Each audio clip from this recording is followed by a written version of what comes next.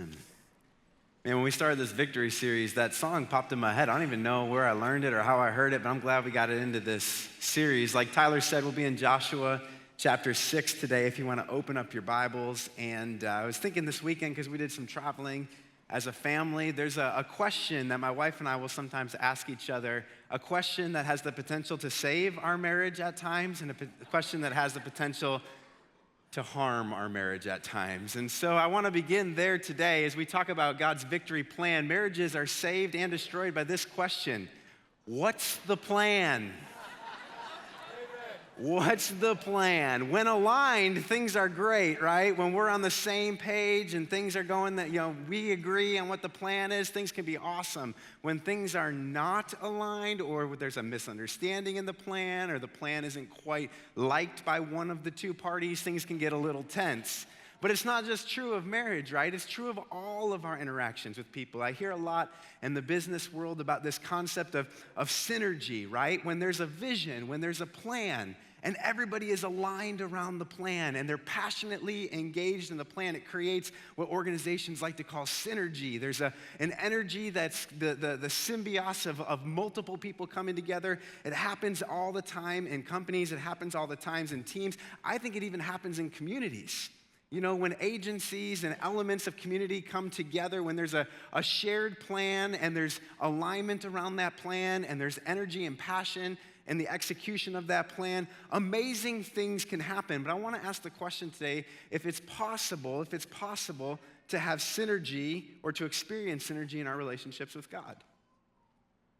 And if we're going to have that kind of relationship with God, the kind of relationship that is built around a shared vision that creates alignment and brings passion and energy to engagement, then we're going to have to learn how to trust God's plan, God's vision. We're going to have to ask God today, what's the plan? And here's the big idea: true wisdom, trust God's plan for victory. True wisdom, trust God's plan for victory. That's the big idea. So I assume most of us are on the same page and in agreement. Can you nod if you think that's true?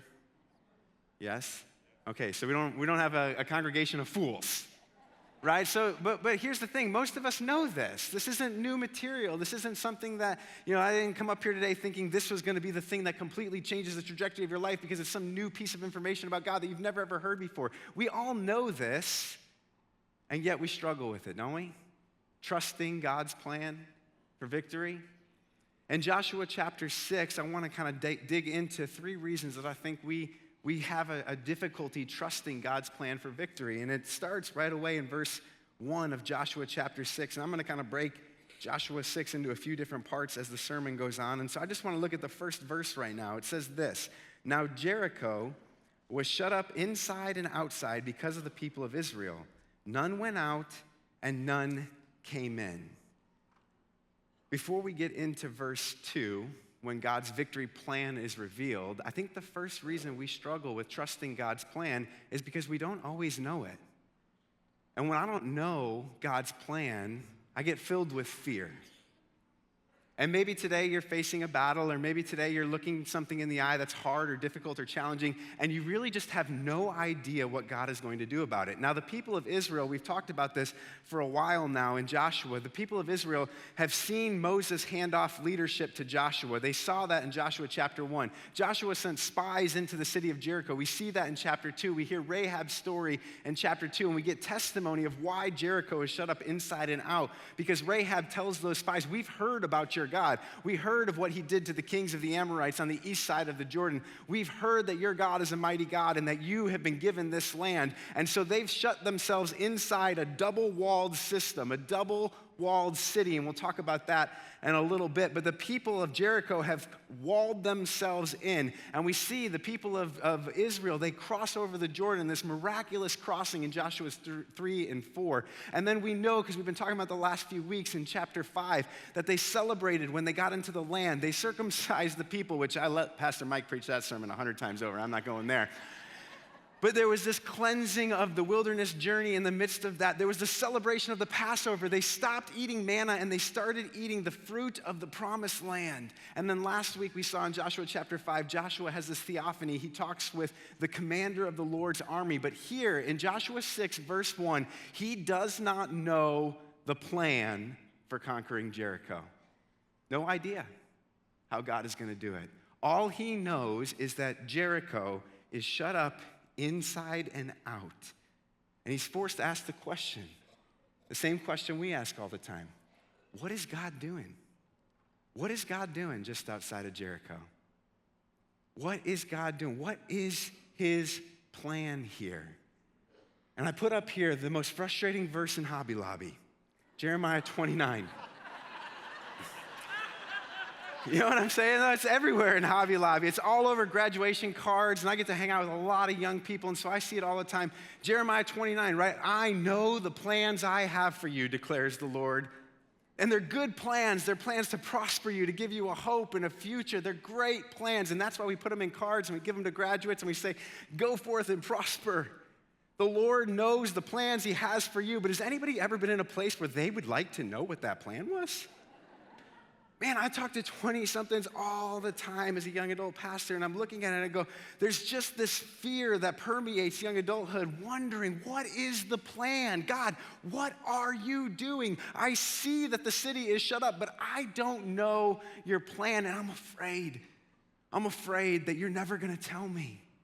I'm afraid that I'm going to miss it. I'm afraid that I'm going to get it wrong.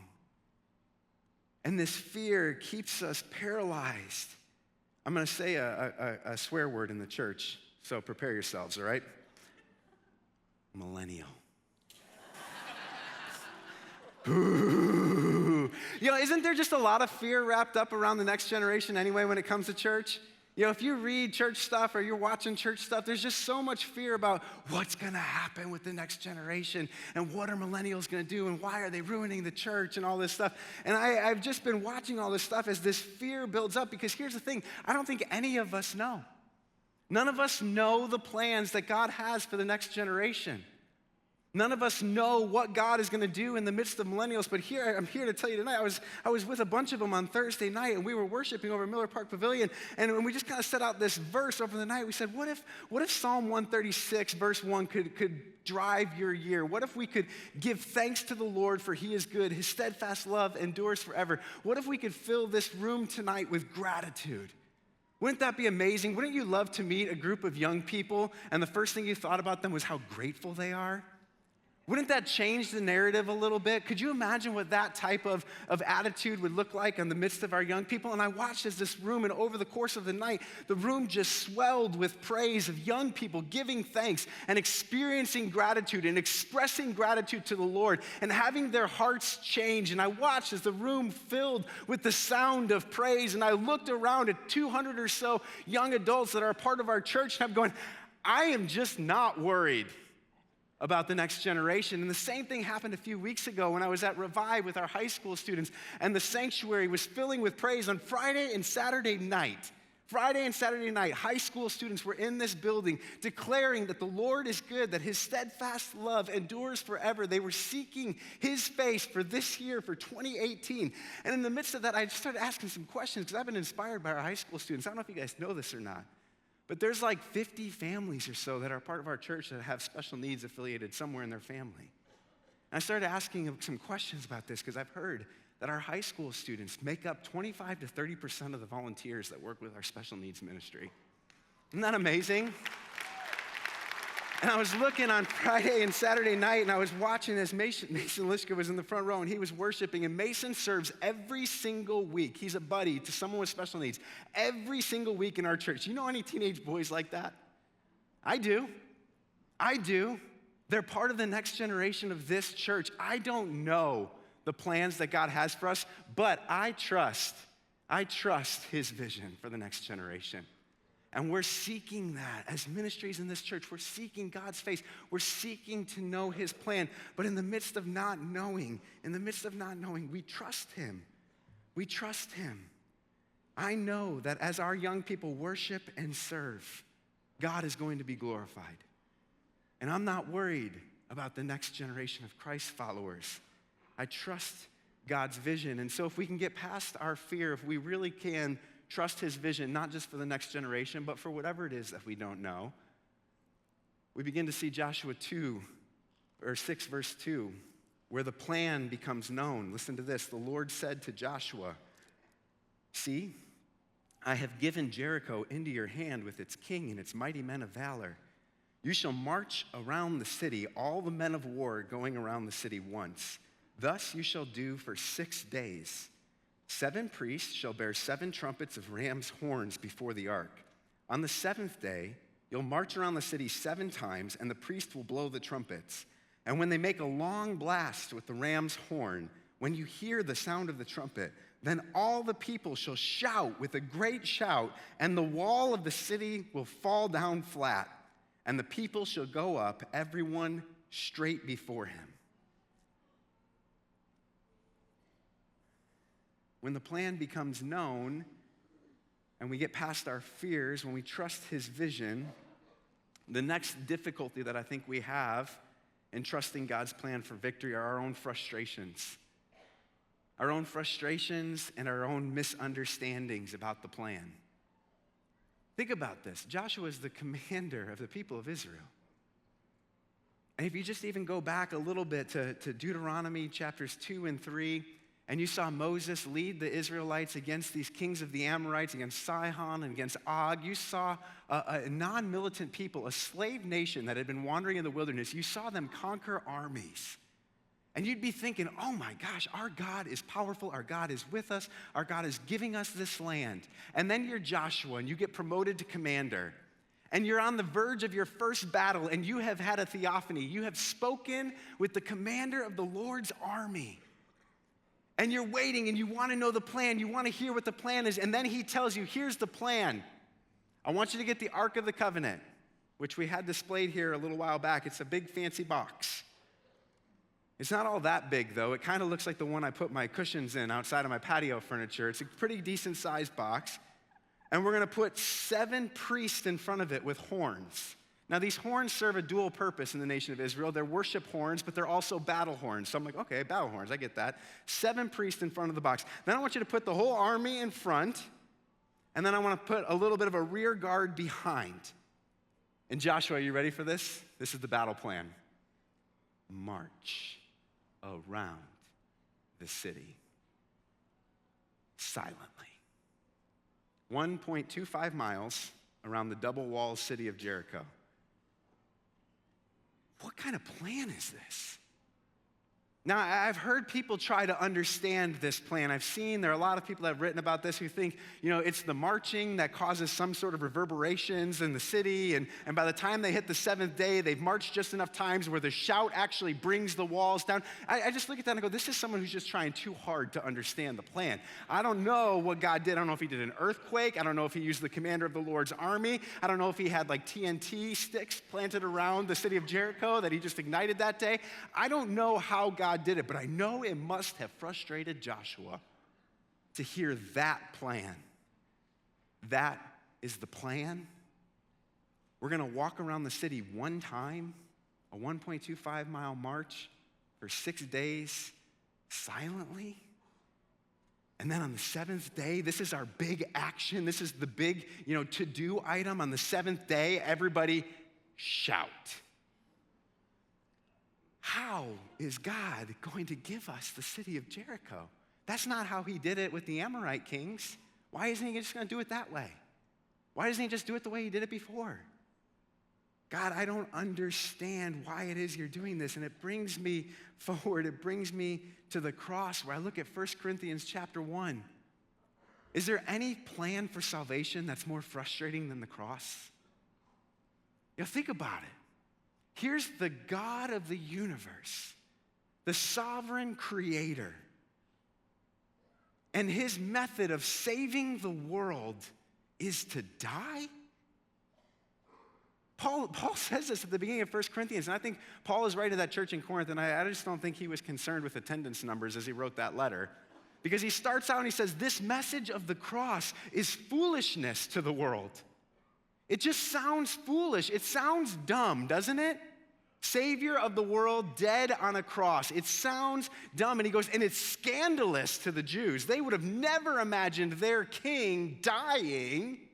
That's just not how it's supposed to work. That's not the plan for salvation. Paul says it's foolish and it's scandalous. Who would believe that? And he says, this is what God does.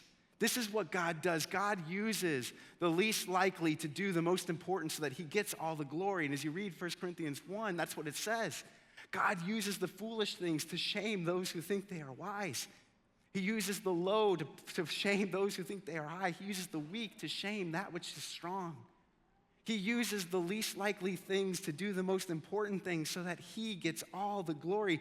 And when we ask ourselves if we trust his plans, we have to ask not only do we trust his vision, but do we also trust his methods?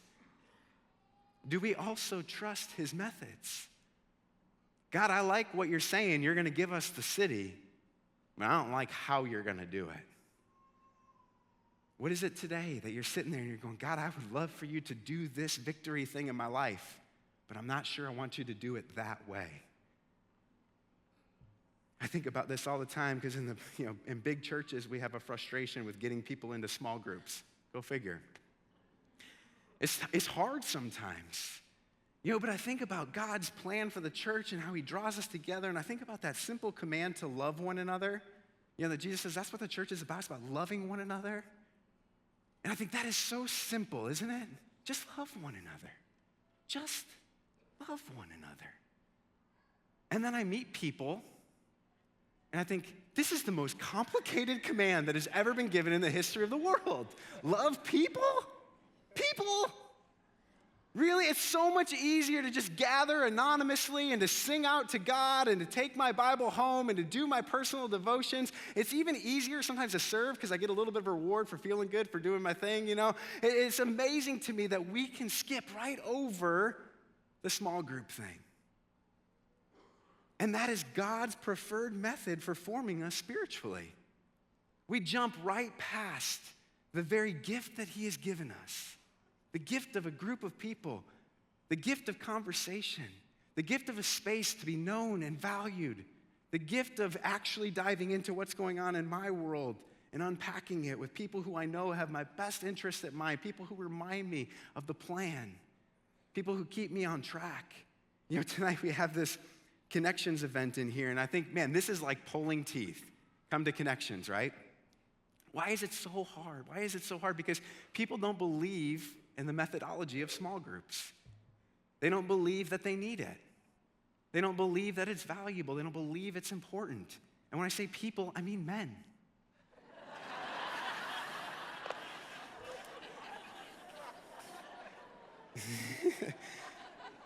So let me tell you, bro. Come on out to Connections. And here's the thing, when you come, don't ask God, how are these people gonna love me? Don't evaluate it based on how you're being loved. Don't point the finger, point the thumb. How am I loving these people? And in your small groups this week, don't look at everybody else and ask the question of what you're getting from them. Look at yourself and say, what am I giving in this space? If you come to Connections tonight seeking to connect, not seeking to be connected, but seeking to connect, you will find a group of people in which you can grow your faith with. You will find a group of people that you can live into the fullness of what God has for you with. But we have to get over our frustrations. We have to recognize, yes, on a week-to-week basis, God uses a conversation to spur us on to greater maturity in our faith. Isn't that amazing? The least likely things to do the most important things, because in the end, he gets all the glory for it. And so if we can move past our fears, and if we can move past our frustrations, if we can trust his vision and we can trust his methods, we hit this part here in Joshua chapter 6, if you pick your Bibles back up. In verse 6, after the plan has been revealed, Joshua the son of Nun called the priest and he said to them, "Take up the ark of the covenant and let 7 priests bear 7 trumpets of ram's horns before the ark of the Lord." And he said to the people, "Go forward. March around the city and let the armed men pass on before the ark of the Lord." Verse 8, and just as Joshua had commanded the people, the 7 priests bearing the 7 trumpets of ram's horns before the Lord went forward, blowing the trumpets with the ark of the covenant of the Lord following them. The armed men were walking before the priests who were blowing the trumpets, and the rear guard was walking after the ark while the trumpets blew continually.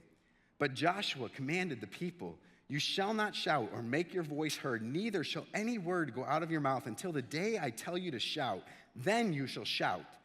So he caused the ark of the Lord to circle the city, going about it once, and they came into the camp and spent the night in the camp. Then Joshua rose early in the morning, and the priests took up the ark of the Lord. And the 7 priests bearing the 7 trumpets of the ram's horns before the ark of the Lord walked on, and they blew the trumpets continually. And the armed men were walking before them, and the rear guard was walking after the ark of the Lord, while the trumpets blew continually. And on the second day they marched around the city once and returned into the camp. So they did for 6 days. We see, after the plan has been revealed to Joshua, there's a high road and a low road. Now Joshua chooses to take the high road, right? We saw that in verses 6 and 7. He tells the people, let's go do this. But I want to investigate the low road for just a minute, because I think the low road is where I spend most of my time, in particular with plans that I don't like. I'm the kind of person that wants to know why God is doing something that I don't like. And when I hear this plan for Jericho, and I think through, the city of Jericho itself and how the king of Jericho knew his best defense was to stay inside the city to withstand a siege. Inside the city, there was a great spring of water. They found in digs these huge storehouses. Jericho was built to be sieged. They were built to shut themselves up inside and out. And their hope was probably that the people of Israel would just pass by. And if I'm the people of Israel and I've just kind of come into the promised land, I see this city stricken with fear, I think there's probably 2 things we can do, right? We can just go in and waylay them because they are so afraid. Thank you, Rahab, for that testimony. We can just take the sword and we can charge right in. This city is ours. Or we could set up a siege. That's what most armies would do in this situation. And so I would be going right back to God, and I would be saying, God, why aren't we using the sword, and why aren't we sieging the city? What's the deal here, God? I'm not sure I like this 1.25-mile silent march plan for 6 days. And then we're going to shout and the walls will fall down. That's never been done before. Never seen it happen that way, God. What is going on? You get like that ever with God? You're just frustrated by the plan? And so I tend to be a fighter. So that's what I would do. I would lean in and want to fight against God's plan. Some of you guys are fleers. And when you find that you don't like the plan, you tend to run away from it. And both of us are wrong.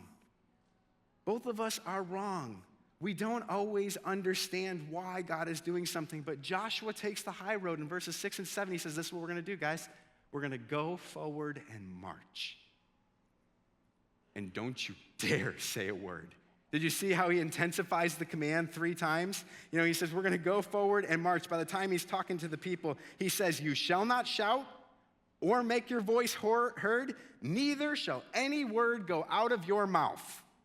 Don't even think a word, because we, the nation of Israel, are going to take the high road. And that's what happens from verses 8 to 14. For 6 days, these people do it. Now, if you or I were part of the tribe of Reuben or Gad or half of Manasseh, and our families were settled on the east side of the Jordan, and we had come over to help our brothers, these tribes, battle and conquer the promised land, if we had left our families and flocks on the other side of the Jordan so that we could come into war, what day would you start to fight or flee this plan? I'm thinking day 4. If I'm the head of the tribe of Reuben, I'm saying, why don't we just do it like we did it before? We know God is with us. We saw the commander of the Lord's army. Let's just conquer him with the sword. And then the Lord says to Joshua and to the people of Israel, I'm more interested in your silence than your sword. I want to know your obedience, not your strength.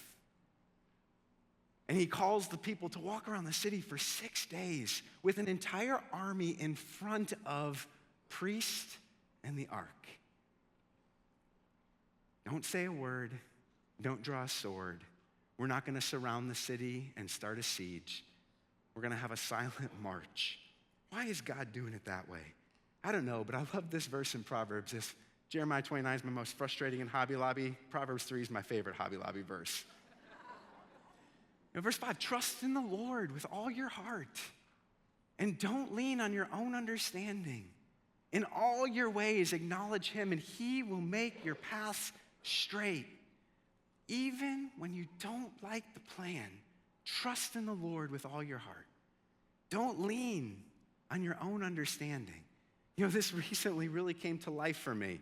I've been praying that God would bind together the generations of our community and that God would break down some of the divisions of the churches in our community and that God would create a movement that would change our community, that God would change Bloomington Normal by binding together generations and breaking down divisions amongst churches. And I found out recently that God was in the midst of doing some of that.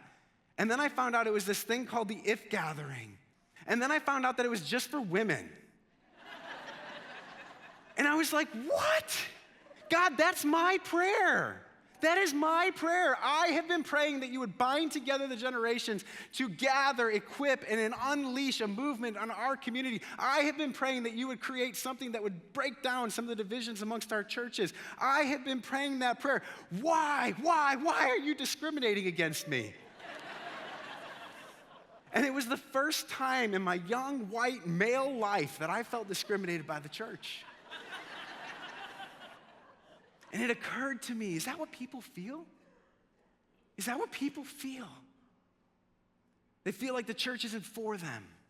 They feel like God is against them. They feel like his plans don't include them.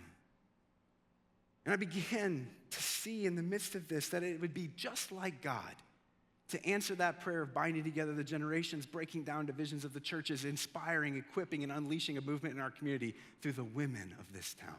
Wouldn't that be just like God? Isn't it possible that that's exactly what he's up to? And some of us young white men just don't like that because we feel left out. And when we don't like the plan, what do we try to do? We try to pull those people back instead of pushing them forward and saying, you pursue the plan that God has for you and I will cheer you on and I will lift you up. That sounds a lot like Ephesians 4 to me when the church is building up one another in love, doesn't it? But we don't always like the plans, but here's what God says. His wisdom supersedes what I think and feel in the moment.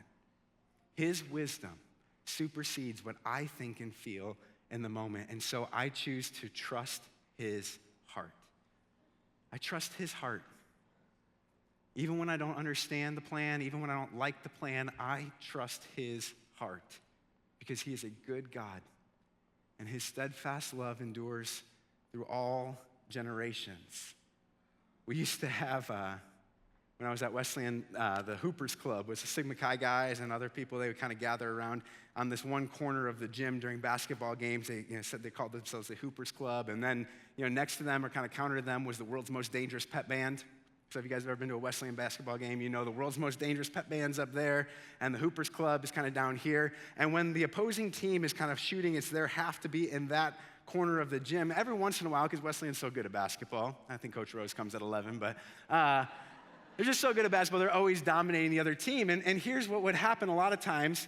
We would get into a game where Wesleyan was kind of dominating, and all of a sudden one of the players on the other team would get a little too big for his britches. He'd do a little crossover action, or he'd get a dunk, and he'd kind of like stare down the Hoopers Club, or he'd like nod up to the world's most dangerous pep band. And you know what they started to do immediately? I loved this.